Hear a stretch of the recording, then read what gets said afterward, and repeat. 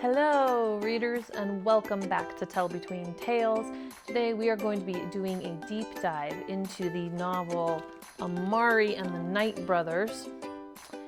And social media comes up in this book many times. It is something that Amari is very invested in throughout the novel. And we are going to discuss social media and tweens and teens today, more specifically focusing on tweens because Amari is 12 years old in the novel. And so we're going to say, is it good? Is it bad? Let's discuss.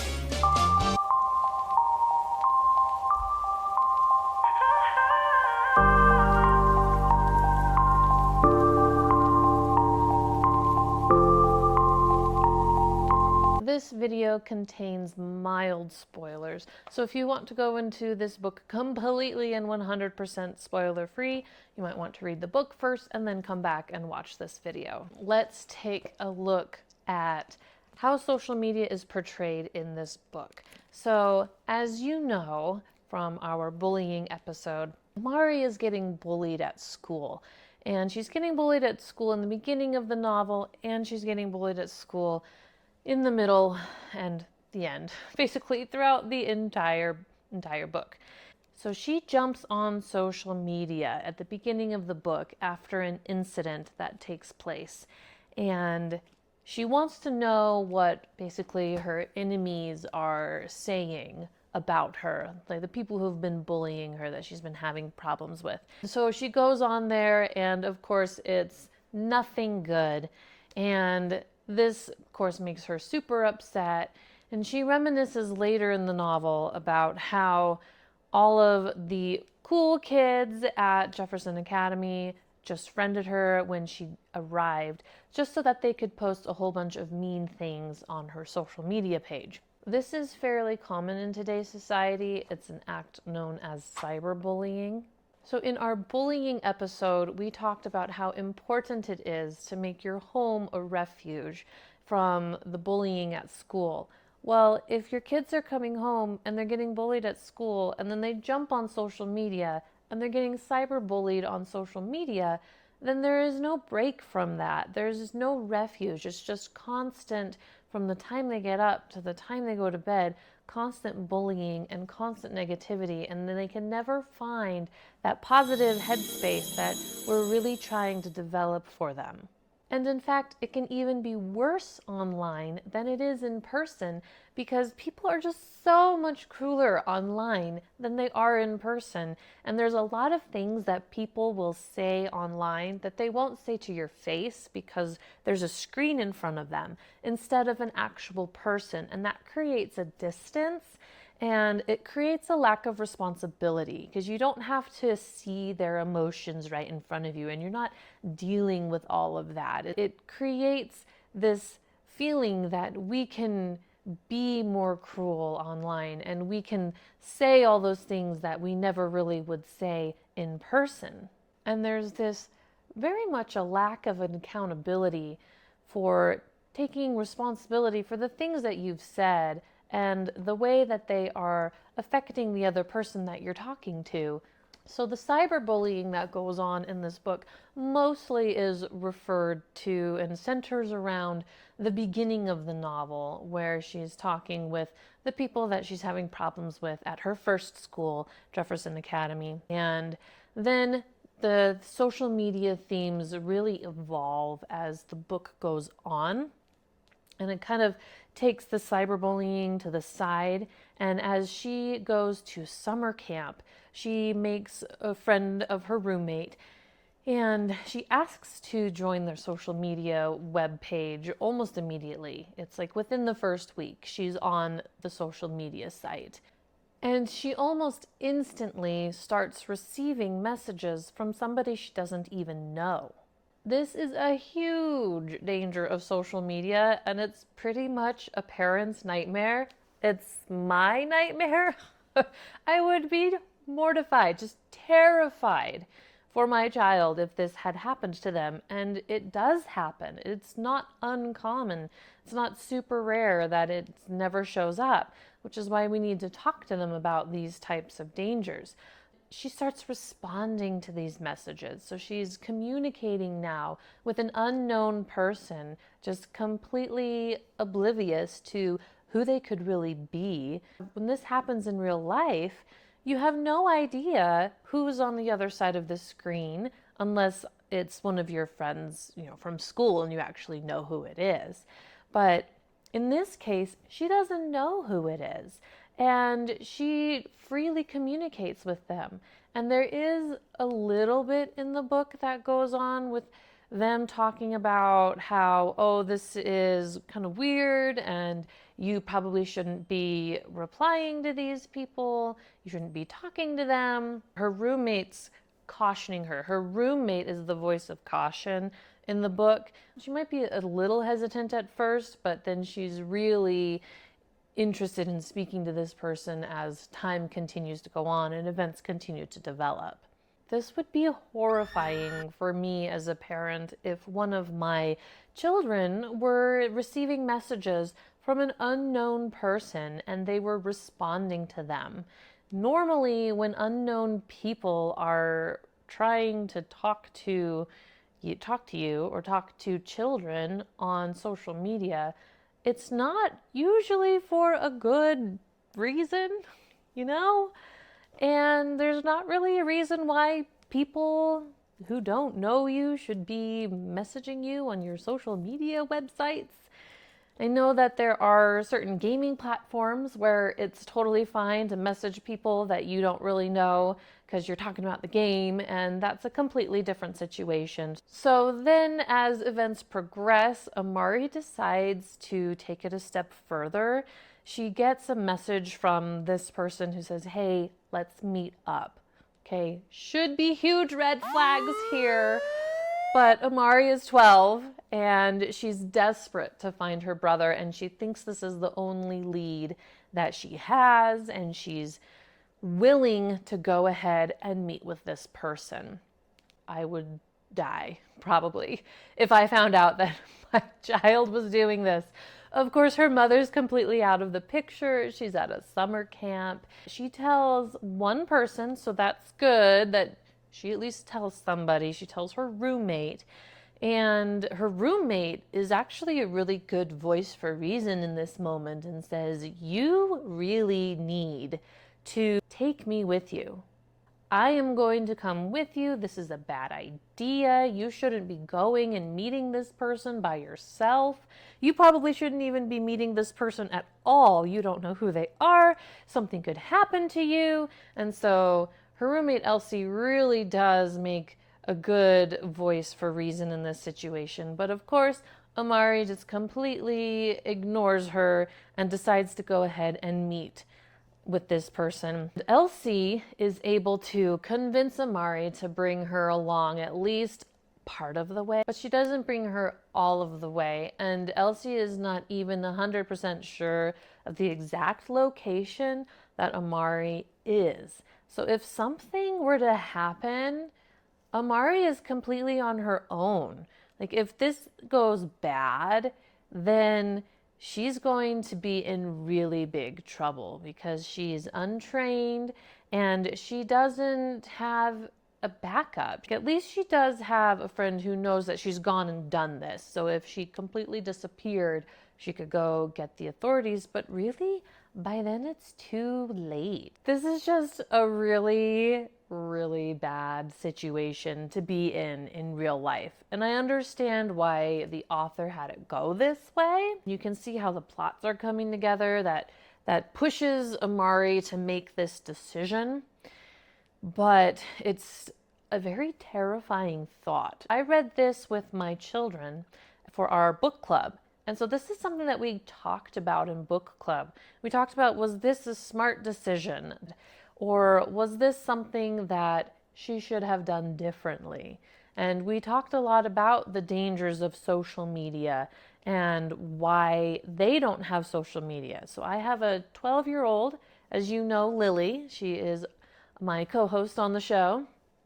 And I have a 10-year-old as well. Those are my oldest that might be getting interested in social media. And this was a really great way to bring up those topics about cyberbullying, and do not ever trust anybody that you don't know who they are. And please don't ever go and meet with someone that you have no idea who they are, especially without having someone with you. And you could argue and say, yeah, well, we did this and nothing bad happens. I think this is a classic example of how the risks really outweigh any benefit that could come from this situation. And so this reminds me of this, like, I don't know, parable or maybe metaphor, it's just a story, I guess. It's where this little boy, he comes up and he talks to his grandma. It's either his grandma or his mom, it doesn't matter. And he says, well, you lied to me. And she goes, what are you talking about? I didn't lie to you. What did I lie to you about?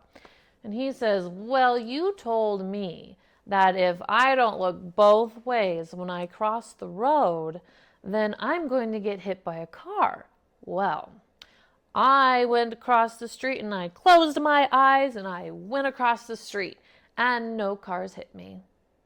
And so, like, you hear that and you're like, oh my goodness, that's so dangerous, right? We never would want to cross the street without looking, because the consequences of crossing the street without looking could be so astronomical from any benefit that you could possibly gain from crossing the street without looking. Like, yeah, you could close your eyes and cross the street without looking and potentially not get hit by a car if there were no cars coming. If you get hit by a car, you're dead or severely injured and in the hospital. And I feel like this is one of those same situations where the risk is just so much greater. It's like, just don't do it. Don't do it. Okay, now we're going to talk about real life social media. Now that we've talked about social media in the book, it's time for me to get up on my soapbox a little bit because I have some strong opinions about this, and maybe you have different opinions, and I would love to hear them in the comments section. Probably not going to change my mind, but you never know. You never know. So if you disagree, have some good arguments ready. So first of all, social media is highly addictive, and it's designed to be that way because the more time that we spend on social media, the more money they make. It's hard for adults to control their social media consumption. I am a big fan of consuming YouTube videos. I love it. And it's very, very difficult for younger children, especially teens and tweens, whose brains are not finished developing yet, to have that sort of self-mastery and self-control just all on their own. While most platforms have, actually, I think all platforms have a 13-year-old age limit where you cannot get an account on that site unless you're 13 years old. There's actually, the research has been done that kids as young as 8 are on these sites. The national average for the amount of time that kids are spending on social media is about 5 hours a day. And that's, to be fair, that is social media and video games combined, but still, that's a lot of time. 5 hours a day, oh my goodness. Like, my kids come home from school and they have 5.5 hours from the time they come home to school to the time that they're expected to be in bed for the night. And that would be pretty much their entire time outside of school spent playing video games and social media. That is an astronomical amount of time. And that's time taken away from reading and socializing with your friends and your family and doing your chores and doing basically anything else that could promote a bonding and learning and developing your social skills. Social media also has the danger to expose our children unintentionally or accidentally to things they might not be ready for yet. There's a lot of things that I don't want my kids watching on YouTube or seeing through Instagram. And there's not really a whole lot of ways that you can prevent them from seeing and watching those things. And then let's not forget, who has seen friends together either out to eat or at the park or wherever they are, and there's a group of people and they're all on their phones? That's really decreasing your face-to-face time with your friends, and it's decreasing your ability to interact socially. And it also hinders your ability to have a good conversation and resolve conflict. I feel like in social media today, our go-to for resolving conflict is just spitting out all these mean, horrible comments that really are not solving the problem or contributing to the discussion. It's just bleh, you know? Not to mention the other dangers such as scammers, oversharing of personal information, and increase in depression, which are all really big and serious risks. By the way, I'm aware of the irony of appearing on TV in order to decry it, so don't bother pointing that out. Okay, so I'm going to get off my soapbox now. Phew, thanks for staying with me. And we're going to see if there's any good that can come out of social media, because it's popular, it's here, we want to use it, your kids are eventually going to want to use it, and what good can come from social media? Well, there is a lot of good that can come from social media as long as it is kept within certain boundaries. So it's really great for communicating long distance. Maybe you have a friend or your child has a friend who has moved away and they want to stay in contact with them. Now they can through the social media websites. That's fantastic. Maybe you have family that's really far away and you want to stay in contact with them. Well, now you can, and that is a fantastic use of social media. Social media is also really great for a creative outlet. There's a lot of digital skills such as filming and editing videos on YouTube and editing pictures, and there can be a lot of things that you can learn about the digital world through social media, and that is great as well. Another great way that social media can help adults and youth alike is that you can find your community. And that's what BookTube is. That's why I love BookTube, is because there's a whole bunch of like-minded people and they don't live here next to me. And I've always not really been able to talk about and discuss books that I enjoy with my friends because maybe they have different interests and maybe they don't want to read fantasy and sci-fi, and so it can be really difficult to cultivate that community when the people who are interested in what you're interested in your topic are so spread out across the nation and across the world. And it's great that we can come together and find each other in this community and we can all geek out together. And I just love it. It is great. Okay, the next segment of our video is what can you do as a parent to help your children navigate this social media issue and help keep them safe online. The first one and the biggest one, I think, is talk to them. They have to learn about the dangers of social media and how to use it properly, right? I feel like they get this a little bit in school, but it can be reinforced at home, and reinforcement is good because how many of us remember things that we heard the first time? I know I never do. It takes me like a million times for it to get into my brain. It's not a one and done type of thing, especially as social media keeps evolving and changing. Almost every day it seems like there's always a new app, there's always a new platform, and we want to make sure we are communicating with our children and talking to them about what to do, such as how to be safe online, do not share your personal information, all that stuff. Don't respond to messages from somebody that you don't know, and certainly don't meet up with people who you don't know who they are for sure. Talk to them about how people don't always show the truth on social media. They just show you what they want you to see. They put their best face forward, and maybe this is my best face. You let me know. Anyway, social media does not always depict real life, and it's so easy to compare ourselves to what people are posting on social media. And this is something that our kids need to know and our kids need to learn. If you're getting cyberbullied on social media, unfriend those people. That's usually a pretty good way to make it stop, or just get off of social media altogether. As parents, I would definitely say monitor their social media, set time limits on how long your children are allowed to be on it.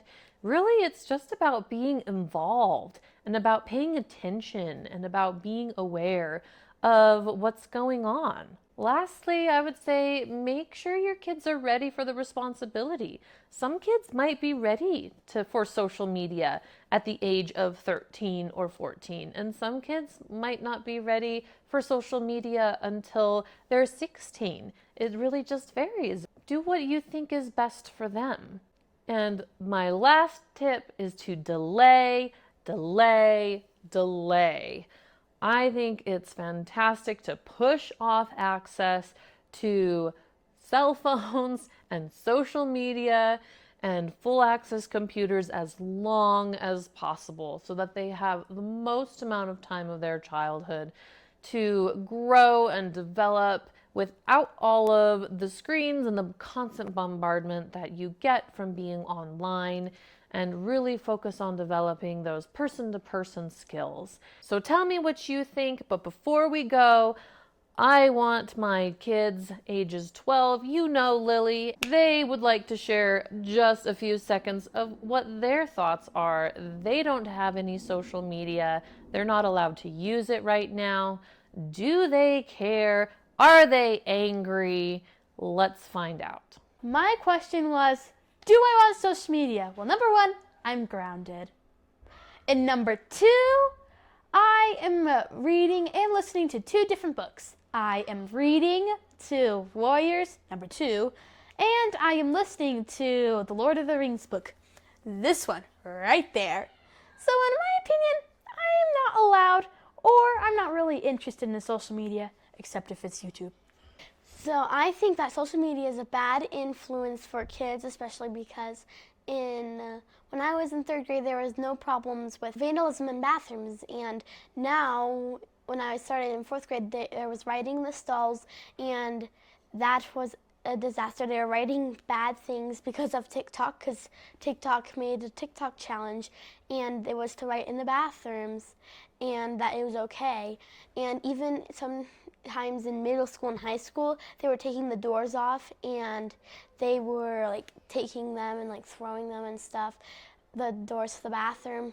And also that the boys have been throwing toilet paper and making it so all the bathrooms are flooded with toilet paper. So the bathrooms are completely covered in toilet paper, and I think it's a bad influence for kids especially, and that adults shouldn't watch it either, because it can like give them a bad influence, and then they can like tell them things that aren't okay, and then they'll do it. And also maybe the kids will also watch it with their parents, and they're not supposed to be watching it with them, and then they see it and they decide to do it even though it's not okay. So I'm happy that I don't have social media in my life and that I don't have to worry about it.